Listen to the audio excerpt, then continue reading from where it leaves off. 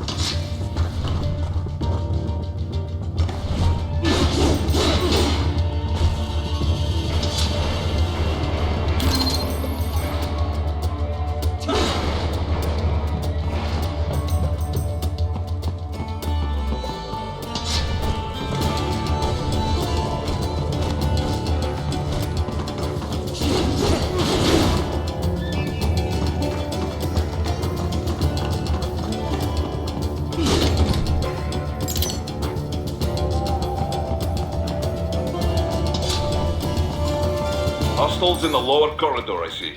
Try to flank them, or approach from behind.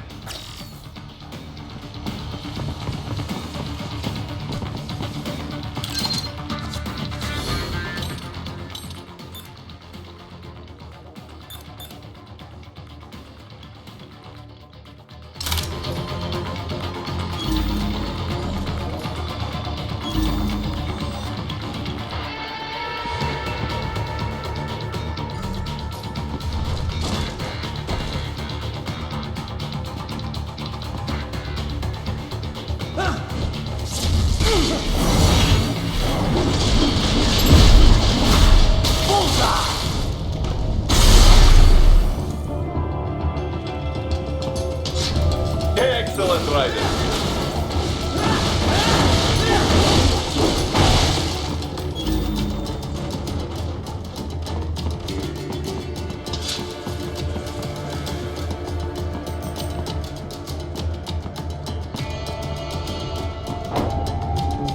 Raiden, take that main thoroughfare. You can use augment mode to see where the enemy is located. Your body analyzes radar and IR data to construct your AR display. Some civilians are still in the city. That is not good.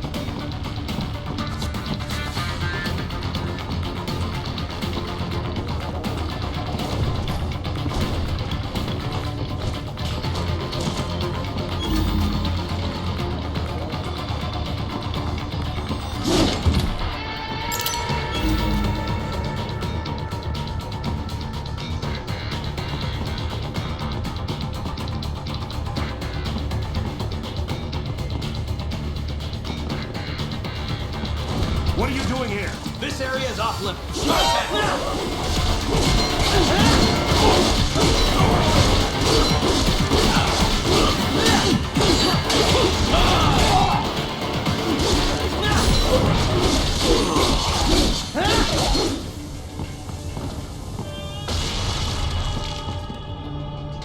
He is scared to death, Raiden. Let him know he is safe.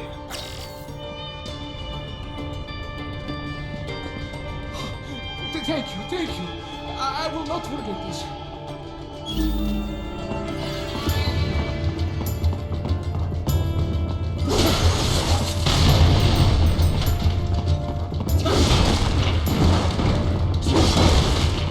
Return to your designated route, Raiden. Check the coordinates on your Soliton radar.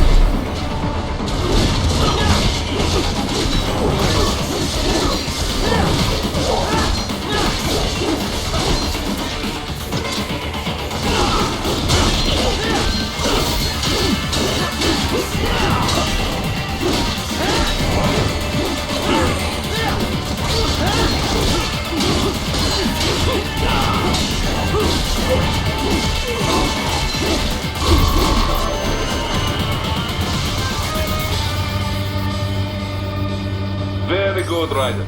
Now, keep heading for refinery.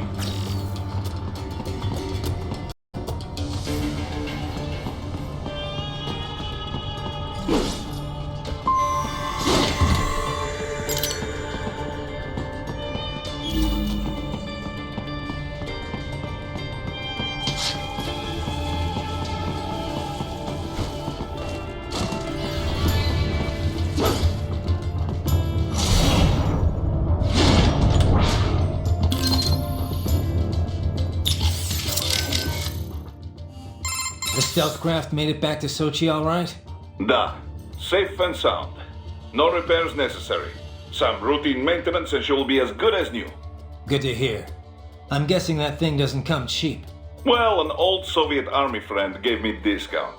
He runs a PMC specializing in airborne warfare. An Air Force for hire? That's a new one. Ever since SOP, mercs started to fill more and more regular combat duties. SOP ended, but the trend did not. Most every modern military relies on PMC support in one way or another. Good news for Maverick, I suppose. Anyway, that's quite the little jet your friend has. I was expecting a lot of turbulence coming in that low, but she was smooth as silk. Didn't feel like I was a bird exactly, but probably the next best thing.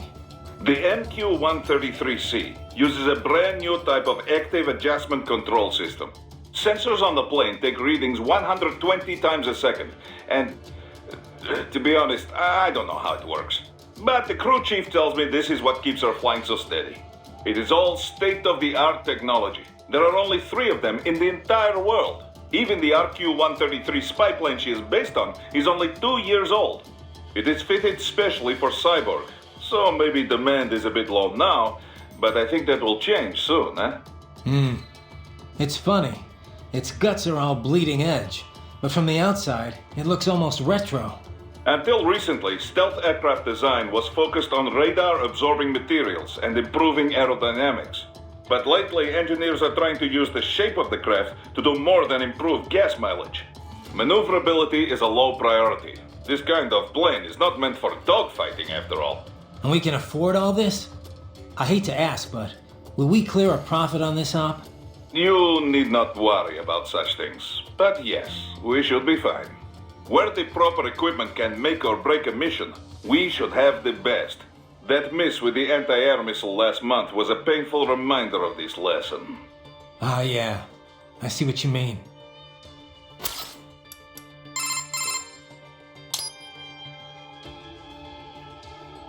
Roger that. Save complete.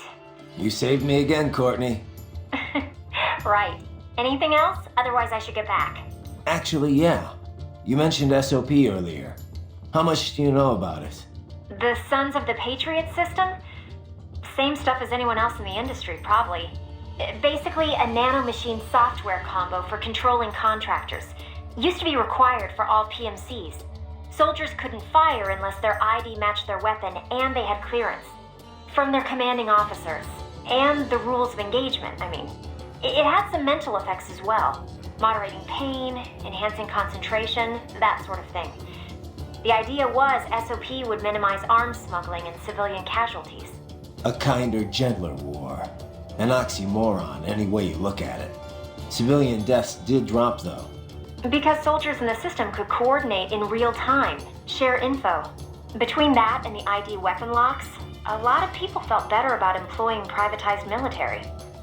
The irony is, the system was developed based on criticisms of PMC ops, mostly American interventions. SOP propaganda said it would put limits on the war market.